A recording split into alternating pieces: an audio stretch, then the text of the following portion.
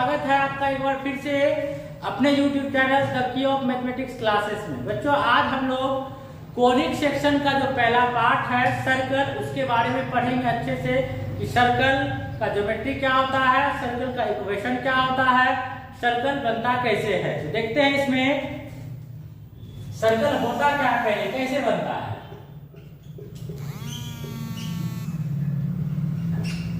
ध्यान दीजिए, तो चाहे आपको सर्कल पढ़ना रहे, एलिप्स पढ़ना रहे, हाइपरबोला पढ़ना रहे या फिर आपको पैराबोला पढ़ना रहे, तो ये जो आपका फॉर्मेशन होता है इस टाइप से ज्योमेट्री का, वो होता है आपका किसी मूविंग पॉइंट या फिर मूविंग पार्टिकल के मूव करने के कारण। तो कैसे मूव करते, जब कोई पार्टिकल कुछ इस प्रकार से मूव करता है कि किसी फिक्स्ड पॉइंट से उसका हर स्थिति में डिस्टेंस सेम रहता है, तो वहां पे क्या बनता है, सर्कल। हम क्या बोल रहे हैं, जब कोई मूविंग पार्टिकल एक फिक्स्ड पॉइंट के अराउंड कुछ इस प्रकार से रोटेट करता है, मूव करता है कि उसका हमेशा जो फिक्स्ड पॉइंट से डिस्टेंस है वो क्या रहे, कांस्टेंट रहे, तो ऐसी स्थिति में उस मूविंग पार्टिकल का जो ट्रैक होगा, जो पाथ होगा, जो लोकस होगा, उसी को हम लोग क्या कहेंगे, सर्कल। तो इसका डेफिनेशन देखते हैं पहले, उसके बाद डायग्राम देखेंगे।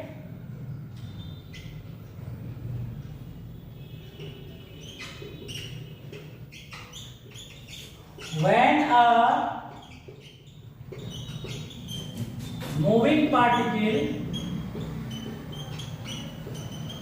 moves in a plane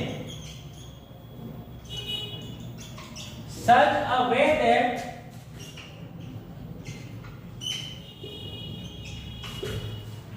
the distance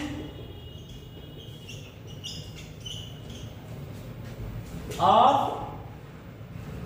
the particle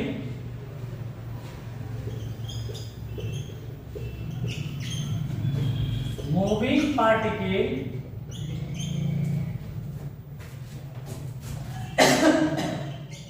from a fixed point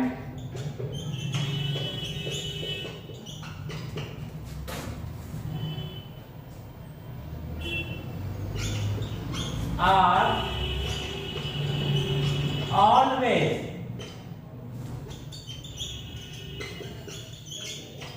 constant. When a moving particle moves in a plane such a way that the distance of the moving particle from a fixed point are always constant,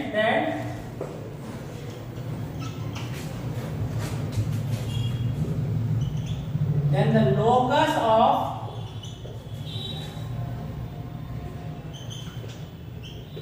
moving particle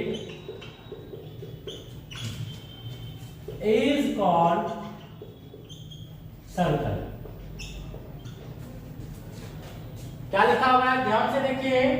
जब कोई गतिशील कण किसी plane पर कुछ इस प्रकार से गति करता है कि उसकी दूरी कहां से, तो किसी निश्चित बिंदु से, फिक्स्ड पॉइंट से हमेशा क्या हो, कांस्टेंट हो, मतलब एक ही हो, समान मिले, तो वैसी स्थिति में उस मूविंग पार्टिकल का जो रास्ता होगा, लोकस होगा, पथ होगा, वही क्या कहलाएगा, सर्कल। हम क्या बोल रहे हैं, जब कोई मूविंग पार्टिकल किसी प्लेन पर कुछ इस प्रकार से गति करे कि उसकी दूरी हमेशा किसी एक निश्चित बिंदु से कांस्टेंट बनी रहे, तो वैसी स्थिति में उस मूविंग पार्टिकल का जो ट्रैक होगा, पाथ होगा, लोकस होगा, उसी को हम लोग क्या कहेंगे, सर्कल कहेंगे। तो देखिए यहाँ पे और एक चीज, इसमें दो पॉइंट आया है, फिक्स्ड पॉइंट और कांस्टेंट डिस्टेंस। तो देखिए यहाँ पे, तो हम लोग फिक्स्ड पॉइंट को क्या कहेंगे,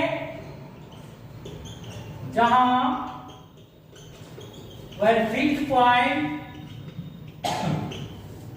is called center of circle and constant distance is called radius of circle. Radius of circle. देखिए जैसे यहाँ पे एक फिक्स पॉइंट है और इसके अराउंड एक पार्टिकल है जो कि यहाँ पे भी यहाँ पे ले लेते हैं।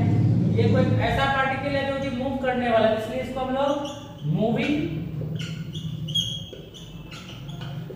पार्टिकल बोल देते हैं। ये मूविंग पार्टिकल क्या कर रहा है, इस फिक्स्ड पॉइंट, ये फिक्स्ड पॉइंट है आपका,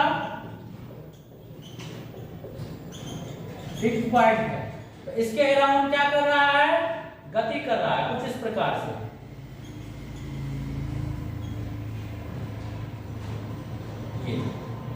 तो ये गतिशील कण है जो कि मूव करने योग्य है।